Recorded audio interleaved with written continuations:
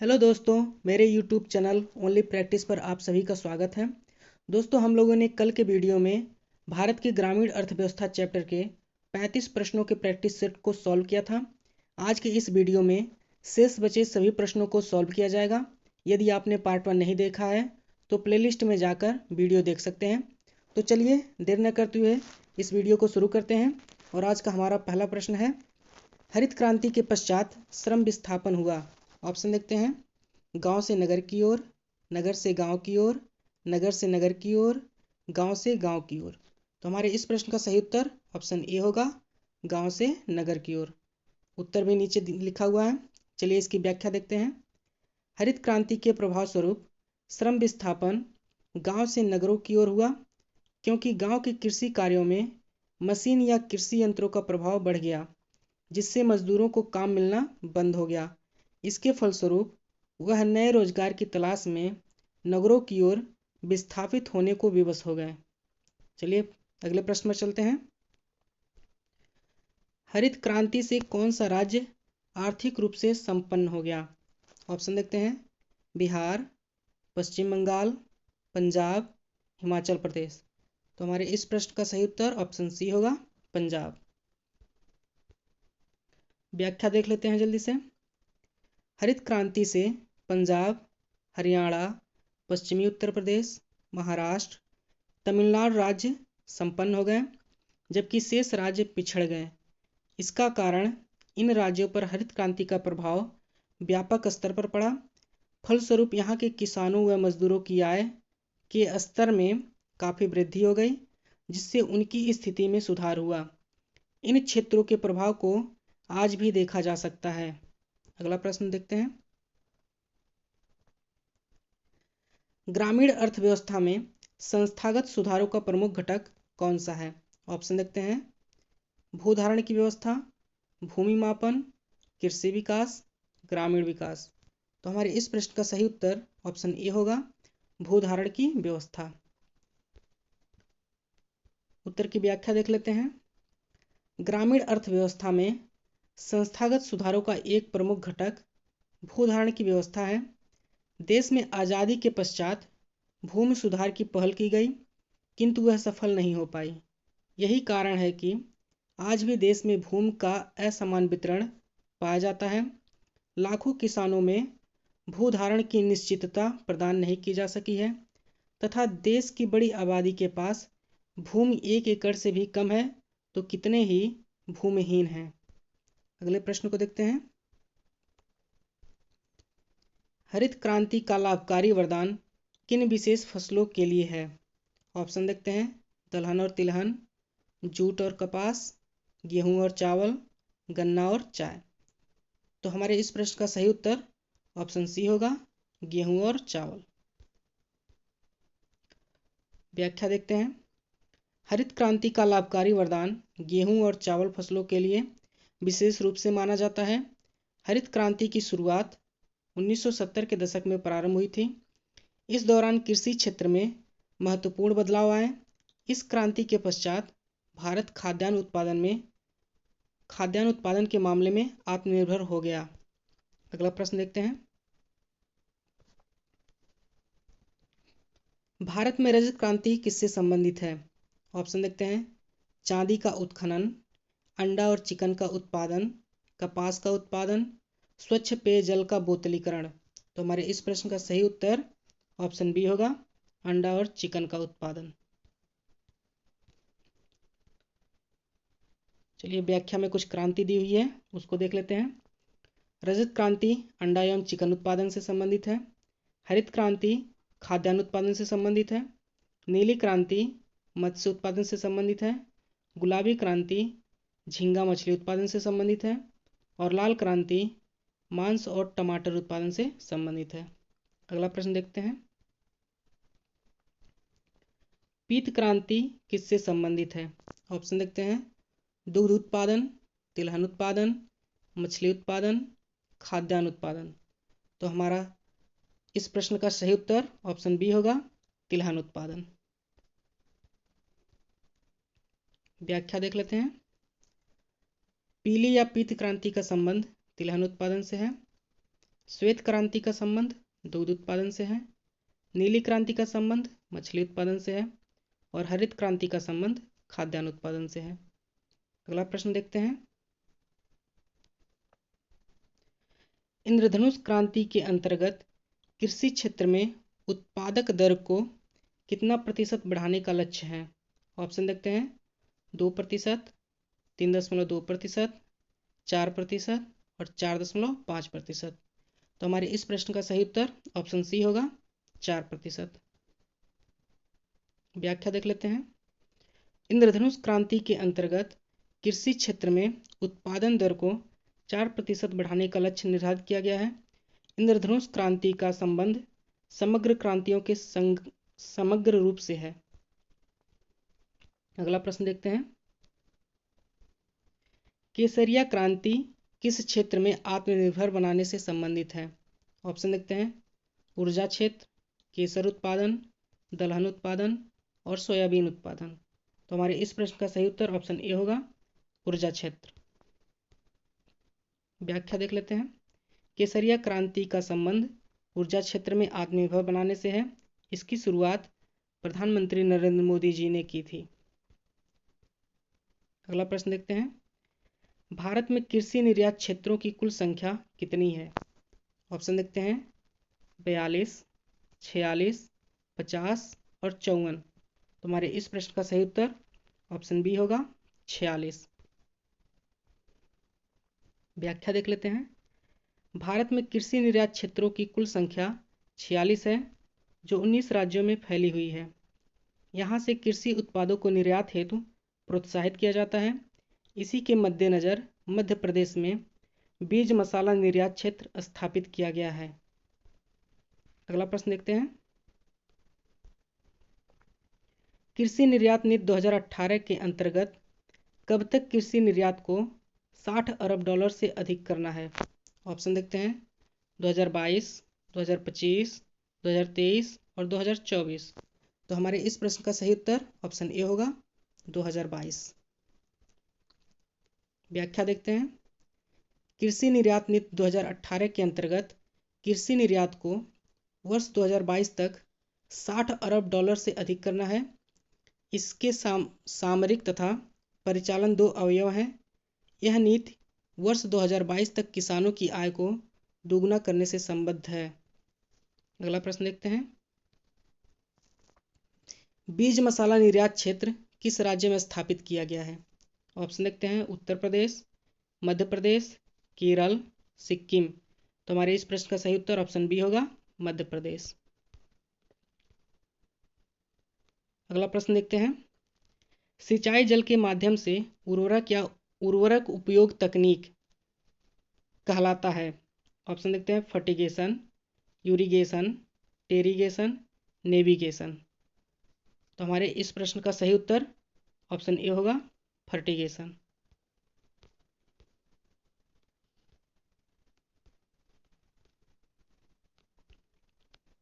उत्तर की व्याख्या देख लेते हैं। सिंचाई जल के माध्यम से उर्वरक का उपयोग फर्टिगेशन तकनीक कहलाता है। इससे जल एवं उर्वरक दोनों का समुचित प्रयोग होता है। कृषि विकास में इसकी भूमिका महत्वपूर्ण होती है। अगला प्रश्न देखते हैं। सहकारी खेती किस प्रकार की समस्या का अस्थायी समाधान है? ऑप्शन देखते हैं। जोत उपविभाजन, विखंडन। ऑप्शन सी है ए और बी दोनों, और ऑप्शन डी इनमें से कोई नहीं। तो हमारे इस प्रश्न का उत्तर ऑप्शन सी होगा, ए और बी दोनों।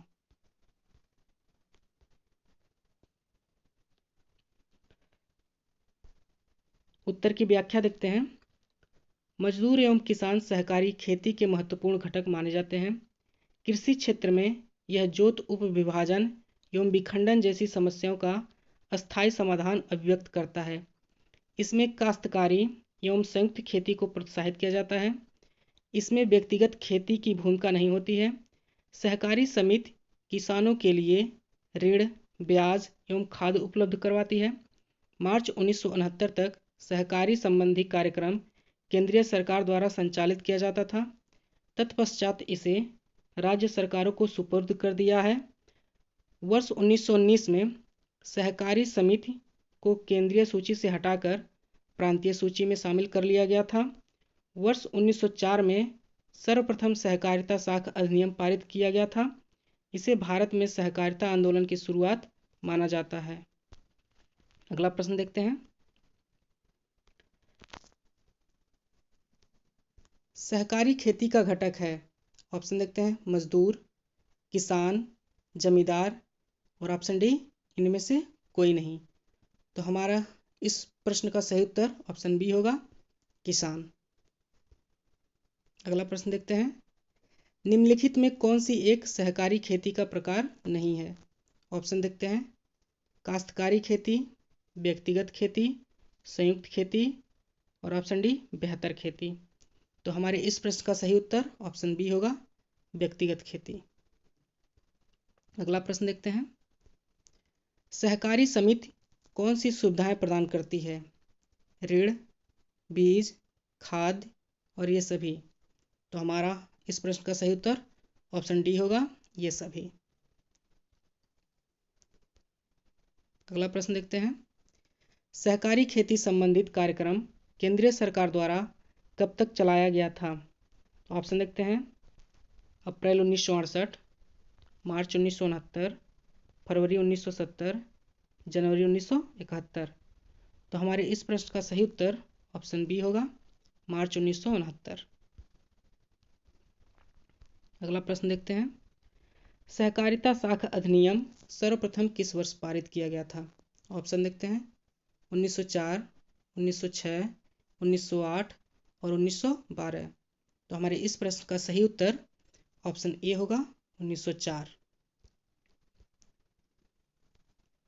अगला प्रश्न देखते हैं। किस वर्ष सहकारिता को केंद्रीय सूची से हटाकर प्रांतीय सूची में शामिल किया गया था? ऑप्शन देखते हैं 1914, 1919, 1922 और 1926। तो हमारे इस प्रश्न का सही उत्तर ऑप्शन बी होगा, 1919। अगला प्रश्न देखते हैं। अनुबंध कृषि वर्तमान में देश के किस राज्य में विशेष रूप से प्रचलित है?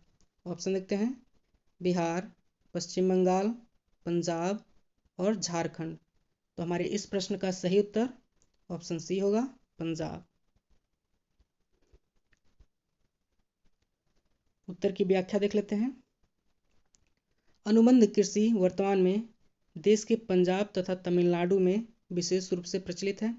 यह किसानों को उच्च आय प्रदान करता है। इससे कृषि उत्पादकता तथा किसानों की आय को बढ़ावा मिलता है।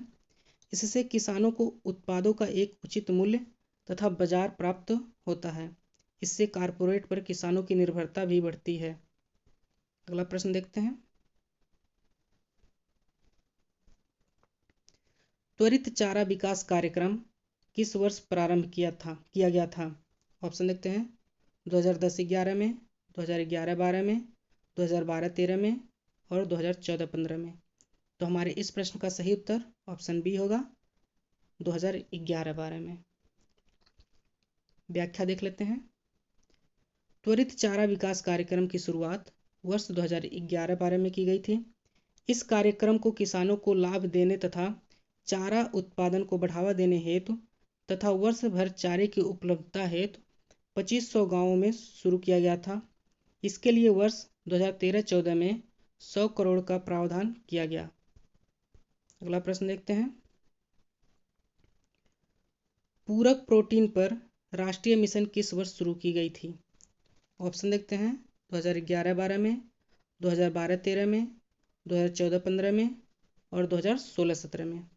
तो हमारे इस प्रश्न का सही उत्तर ऑप्शन ए होगा, 2011-12 में। व्याख्या देख लेते हैं।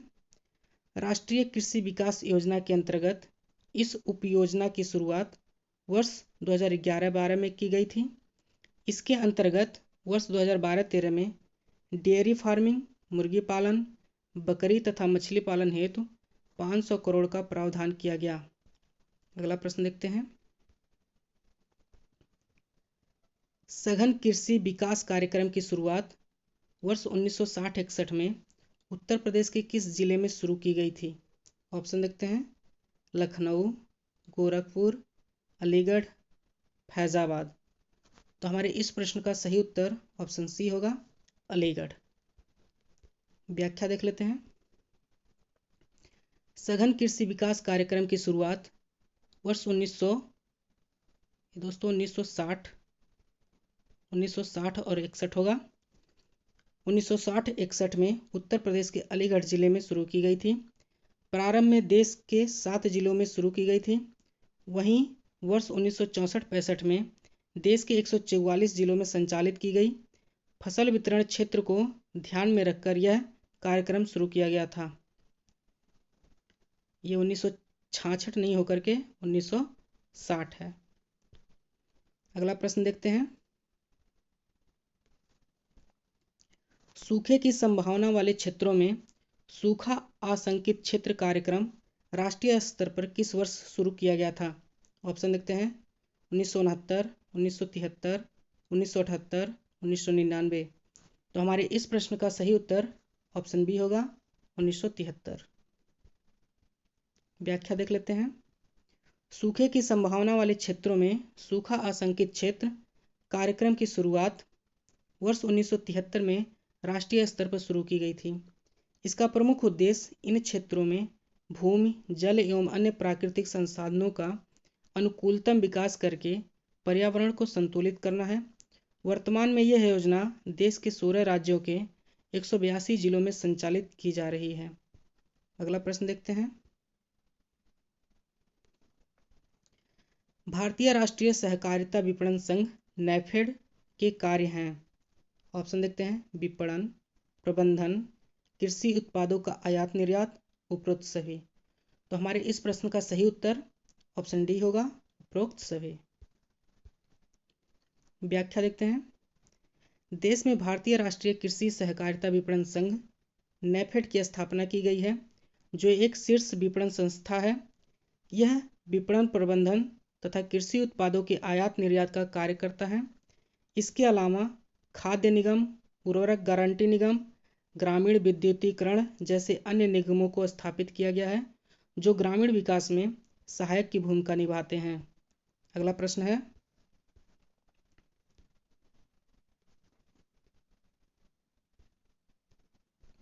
देश में एकीकृत बंजर भूमि विकास कार्यक्रम किस वर्ष से संचालित है? ऑप्शन देखते हैं।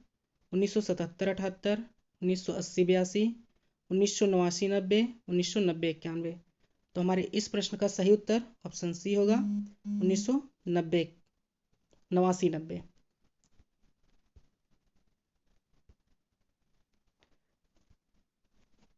इसकी व्याख्या देखते हैं। देश में एकीकृत बंजर भूमि विकास कार्यक्रम वर्ष 1989-90 से संचालित है। इस योजना के अंतर्गत मरुभूमि विकास कार्यक्रम तथा सूखा प्रवण क्षेत्र कार्यक्रम के अंतर्गत नहीं आने वाले क्षेत्रों को शामिल किया जाता है। इसमें केंद्र एवं राज्यों के बीच निधि का आवंटन या हिस्सेदारी 50/50 के अनुपात में होता है। अगला प्रश्न देखते हैं। राष्ट्रीय खाद्य सुरक्षा मिशन का उद्देश्य किस फसल के उत्पादन को बढ़ावा देना था? ऑप्शन देखते हैं। चावल, गेहूं, दाल और ऑप्शन डी ये सभी। तो हमारे इस प्रश्न का सही उत्तर ऑप्शन डी होगा, ये सभी।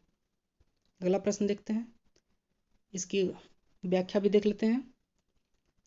राष्ट्रीय खाद्य सुरक्षा मिशन की शुरुआत वर्ष 2007-08 में की गई, जिसका उद्देश्य चावल, गेहूं तथा दालों के उत्पादन में वृद्धि लाना था। इसके तहत उन्नत बीज का वितरण, प्रबंधन, सक्षम जल कटाई प्रणाली प्रशिक्षण आदि की व्यवस्था की गई। अगला प्रश्न देखते हैं। नाबार्ड जो एक ग्रामीण विकास के लिए ऋण देता है, वह है एक, ऑप्शन देखते हैं, विभाग, बोर्ड, खंड, बैंक। तो हमारे इस प्रश्न का सही उत्तर ऑप्शन डी होगा, बैंक। अगला प्रश्न। मूल स्थिरीकरण कोष का गठन किस वर्ष किया गया था? ऑप्शन देखते हैं। 2001, 2003, 2006, 2008। तो हमारे इस प्रश्न का सही उत्तर ऑप्शन बी होगा, 2003। उत्तर की व्याख्या देख लेते हैं। मूल स्थिरीकरण कोष का गठन वर्ष 2003 में किया गया था। चाय, कहवा जैसी महत्वपूर्ण फसलों के मूल्यों को स्थिर करने हेतु इस कोष का गठन किया गया था ताकि इससे संबंधित कृषक लाभान्वित हो सके। अगला प्रश्न है, राष्ट्रीय किसान आयोग का गठन किस वर्ष किया गया था? ऑप्शन देखते हैं 2001, 2004, 2007 और 2009। तो हमारे इस प्रश्न का सही उत्तर ऑप्शन बी होगा 2004। उत्तर की व्याख्या देख लेते हैं। राष्ट्रीय किसान आयोग का गठन वर्ष 2004 में किया गया था। किसानों को विशेष संरक्षण प्रदान करने एवं उनके हितों से संबंधित कार्यक्रमों को क्रियान्वित करवाने के उद्देश्य से इस आयोग का गठन किया गया है। कृषि वैज्ञानिक MS स्वामीनाथन इसके अध्यक्ष हैं। यह आयोग अभी तक 5 रिपोर्ट पेश कर चुका है। अगला प्रश्न देखते हैं, मिश्रित खेती में शामिल है। ऑप्शन देखते हैं कृषि, पशुपालन, ऑप्शन सी ए और बी दोनों, ऑप्शन डी इनमें से कोई नहीं। तो हमारे इस प्रश्न का सही उत्तर ऑप्शन सी होगा, ए और बी दोनों। अगला प्रश्न देखते हैं और इसके पहले उत्तर की व्याख्या देख लेते हैं। मिश्रित खेती के अंतर्गत कृषक वर्ग कृषि एवं पशुपालन दोनों आर्थिक क्रियाओं में संलग्न रहते हैं। आर्थिक दृष्टिकोण से इसे महत्वपूर्ण माना जाता है। ग्रामीण विकास में इस व्यवस्था की महत्वपूर्ण भूमिका होती है। अगला प्रश्न देखते हैं, दुग्ध उत्पादन में भारत का विश्व में कौन सा स्थान है? तो ऑप्शन है पहला, दूसरा, तीसरा और चौथा। तो हमारे इस प्रश्न का सही उत्तर ऑप्शन ए होगा, पहला। व्याख्या देख लेते हैं। दुग्ध उत्पादन में भारत का स्थान विश्व में पहला है, जबकि अमेरिका का स्थान दूसरा है। श्वेत क्रांति के पश्चात भारत में दुग्ध उत्पादन का तेजी से विकास हुआ। वर्गीज कुरियन, जिसे मिल्क मैन के नाम से जाना जाता है, इस क्रांति के सूत्रधार थे। अगला प्रश्न देखते हैं, निम्नलिखित में कौन सी भैंस की प्रजाति नहीं है? तो ऑप्शन देखते हैं भदावरी, गद्दी, मुर्रा, नीली रावी। तो हमारे इस प्रश्न का सही उत्तर ऑप्शन बी होगा, गद्दी। उत्तर की व्याख्या देख लेते हैं। भदावरी, मुर्रा एवं नीली रावी को भैंस की प्रजाति कहा जाता है, जबकि गद्दी एक जनजातीय समुदाय है जो हिमालय प्रदेश की घाटियों में निवास करता है। अगला प्रश्न देखते हैं, निम्नलिखित में से कौन सी एक भेड़ की प्रजाति है? जमुनापारी, मेहसाणा, मालाबारी, बीकानेरी। तो हमारे इस प्रश्न का सही उत्तर ऑप्शन डी होगा, बीकानेरी। व्याख्या देख लेते हैं। बीकानेरी एक भेड़ की प्रजाति है जो राजस्थान में बहुत संख्या में पाई जाती है। जमुनापारी बकरी की प्रजाति है। इस बीकानेरी भेड़ से अधिक मात्रा में ऊन की प्राप्ति होती है। अगला प्रश्न देखते हैं,